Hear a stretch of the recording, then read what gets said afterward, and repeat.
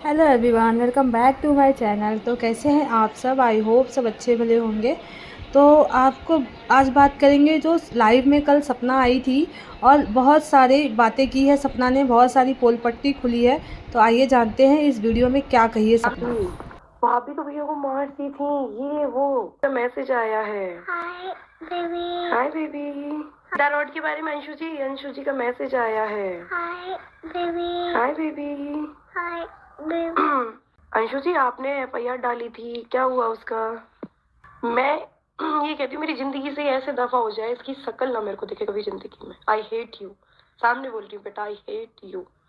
तूने जिंदगी में ऐसा जहर घोला है ना बेटा, ऐसा जहर मेरी जिंदगी तबाह कर दी तूने। ओके, तूने पूरा घर का नाश कर दिया, पूरे घर का।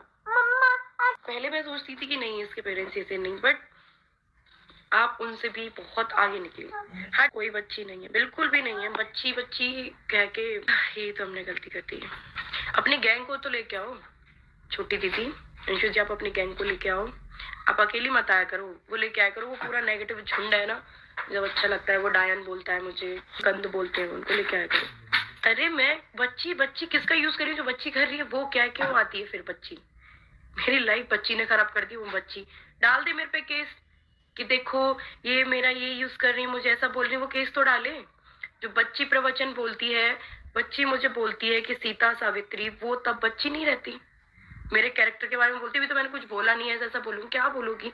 रुकी क्यों? मेरे को तो ये समझ नहीं आता क्या बोलूंगी ऐसा। अंशु को बर्दाश्त नहीं है सर, बिल्कुल भी नहीं होता इसको। यहाँ पे जी ले वही बहुत है। हक गया भाड़ में। हक के लिए कौन फाइट कर रहा है? ना मैंने हक के लिए लड़ी हूँ, ना ही मैंने हक के लिए कुछ केस डाले। हक के लिए कौन लड़ रहा है? यहाँ तो ये कि तो जीने दो।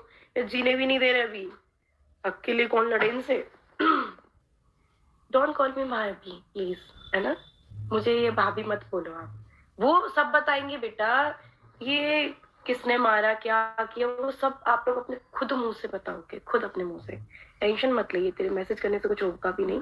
टेंशन मत लिए, सब बताएंगे। जिसने जो किया है ना वो सब बताएंगे। मम्मी को किसने मारा था, जो आपने खुद की वीडियो में बोला था, किसने मारा था? इस मैसेज का मेरे को भी रिप्लाई दे दो। मेरा तो आपको कुछ पता भी नहीं है वैसे भी। किसने मारा बताना बेटा। तूने अपने ब्लॉग में बोला था, भाभी ने नहीं बताया, अब तुम बता दो। मम्मी के जो नील पड़ा था, मारा था, और वो क्या बोलते हैं, असिया होता है ना वो जो सब्जी काटने वाला बड़ा, उसको लेके कौन भागा था मम्मी के पीछे? फिर पड़ोसी ने बचाया था। क्या हुआ था? नीचे तो आप थी ना, बताओ जरा आप कहाँ थी उस टाइम पे? आपने क्यों नहीं बचाया? कौन मार रहा था? अंशु जी को बहुत प्यार था इस नाम से। अब तो मैंने अपने फोन में भी आज तक चेंज नहीं किया, उसमें लिखा मेरा बच्चा। बट डिजर्व नहीं करती हैं ये चीजें। अभी बेटा पता है आपकी लाइफ शुरू हुई है। अभी दुख क्या होते हैं, प्रॉब्लम क्या रहती है, क्या ससुराल क्या मायका, अभी आपको कुछ नहीं पता। क्योंकि ना आप मायके की तरफ हो, ना ही आप ससुराल की तरफ हो। आप बीच में हो, किसी के घर को तबाह करने के लिए बीच में हो। जब आप छोटे से रह रही थी ना, तब आप बच्ची थी। बट जैसे जैसे आप बड़ी हुई, आप में मेच्योरिटी आई, आपको कुछ भी नहीं पता, कुछ भी लाइफ का भी।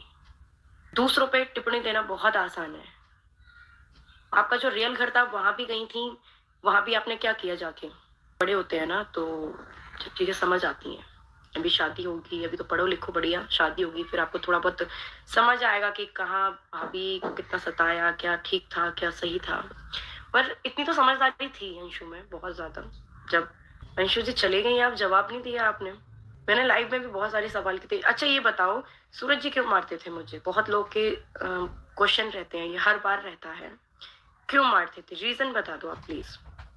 मेरे लिए ना सही पर इस ऑडियंस के लिए बता दो आज क्या रीजन था, ऐसा मैंने क्या किया था? सिर्फ इतना बता दो, मेरे लिए मत बताओ, ऑडियंस के लिए बता दो। ग्वालियर फ्लैट के बारे में भी बता दो। वंशु जी आपको बताएंगी और जो कह रही थी वो बताएंगी। ऐसे बैठ गए झुंड, मतलब चाकू छुरी लेके इधर आए, इधर से मैं इसको मारूं, इधर से मैं इसको मारूं, इधर से मैं इसको मारूं, पर मार एक भी नहीं पाएगा मुझे।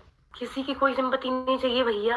क्यों ऐसे मैसेज टाइप करते हो? सिंपत्ति जीने दो, किसी की कोई सिंपत्ति नहीं चाहिए ना, जरूरत है।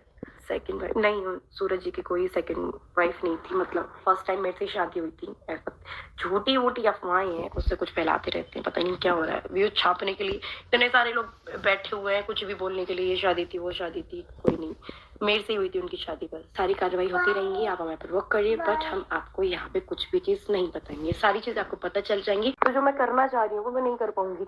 और मैं एक और चीज आपको बता दूं, जो भी केस, जो भी चीजें हैं, ये सिर्फ मुझे पता है क्या हो रहा है। बाकी मेरे अलावा किसी को भी इन चीजों को कोई भी अपडेट नहीं है, ना ही मैं किसी को अपडेट देती हूँ, चाहे वो किसी भी चैनल पे कोई बात आ रही हो। सिर्फ मेरे केस से रिलेटेड जो भी मैं कर रही हूँ, राजवीर जी का जो भी कुछ चल रहा है, उसके बारे में सिर्फ मुझे पता है। क्योंकि जो केस फाइल करके आई हूँ, मैं अकेली करके आई हूँ, तो उस चीज के बारे में सिर्फ और सिर्फ मुझे पता है। और जो भी अपडेट मिल रही है वो भी मुझे पता है, क्योंकि वहां पे मैं सिंगल अकेली रही हूँ इसको तोड़ने में। और इस हालत पे लेके जा रहे हैं कि इसकी इमेज हम खराब कर देंगे और इसको सोशल मीडिया पे किस मुंह से आएगी, हम ऐसा कर देंगे। इतनी टीम वर्क कर रही है पूरी, बहुत समझदारी से चलती हूँ। मैंने बहुत बहुत देख लिया, बहुत ऐसी गलतियां करती कि जो तुम लोगों ने मतलब उल्टा सीधा बोला, और मैं थोड़ा रोती रहती थी और आके बोलती। अपनी सफाई थी, अपनी सफाई देखे भी मैंने देख लिया कि क्या रिजल्ट होता है। कुछ भी कर लो, जीने नहीं देते लोग। तो इससे बढ़िया देखो ही मत, उस रास्ते को मत देखो जहाँ गटर है, क्योंकि गटर हमें जब भी तो नजर आएगा जब हम देखेंगे। भी इतना वहां पे बोलते कि मेरा स्कूल में एडमिशन हो गया है, नहीं कोई एडमिशन हुआ। कितना पागल बनाया कि मेरा एडमिशन हो गया है। हेलो गाइस, मैं अपना एग्जाम देने जा रही हूँ, फिर एग्जाम देने यहीं आ गई। मेरी तो टीसी भी कटी, ना कोई टीसी कटी, ना कुछ हुआ, कुछ भी नहीं हुआ था।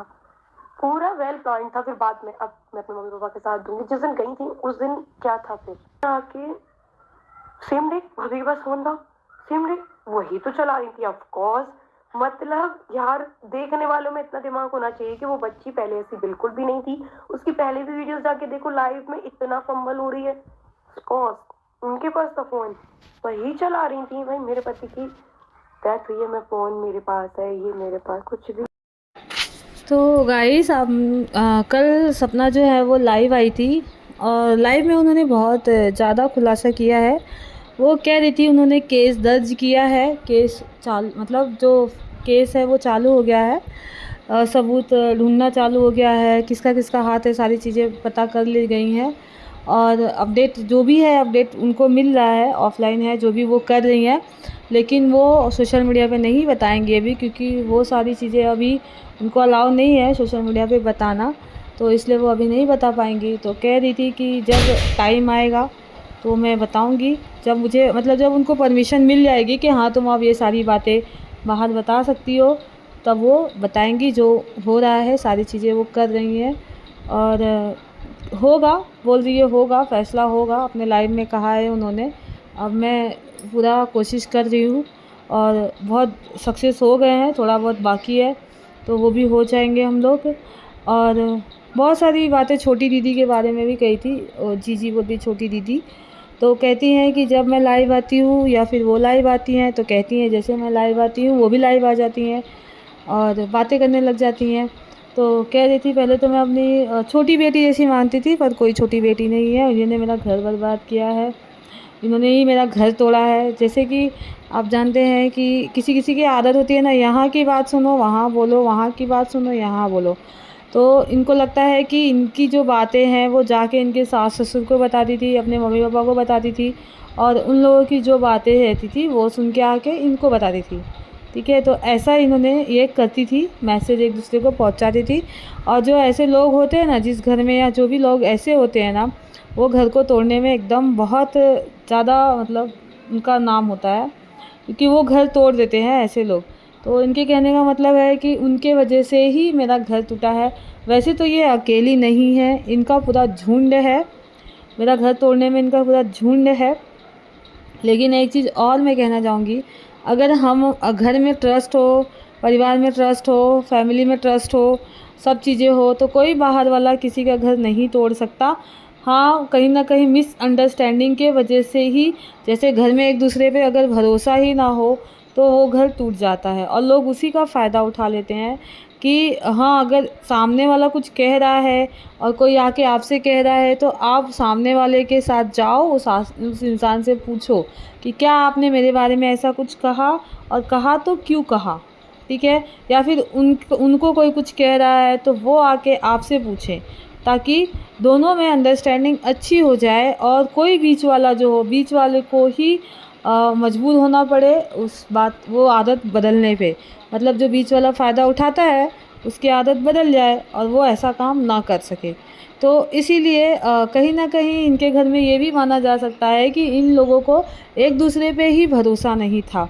भले वो इनके बेटे हों, अभी भी देख लीजिए, अभी भी बेटे के लिए ये लोग केस ही नहीं लड़ रहे हैं। इनका खुद का बेटा ना हो, ऐसा लग रहा है किसी और का बेटा हो, कोई नहीं आगे आ रहा है। कुछ लोग कह रहे हैं कि अंकल आंटी चाह ही नहीं रहे हैं कि ये सारा जांच खुले, केस खुले, और बहुत सारी चीज़ें जो हैं लोगों ने देखी कि बहुत सारी चीज़ों में लापरवाही हुई है, जैसे कि जैसा हुआ, जो भी हुआ। तो गाइस, आशा करती हूँ वीडियो अगर आपको अच्छी लगी हो तो चैनल को लाइक करिए, शेयर करिए, सब्सक्राइब करिए, बेल आइकन को प्रेस करिए ताकि आने वाले वीडियो के नोटिफिकेशन मिले। आती हूँ मैं नए अपडेट के साथ। Bye bye.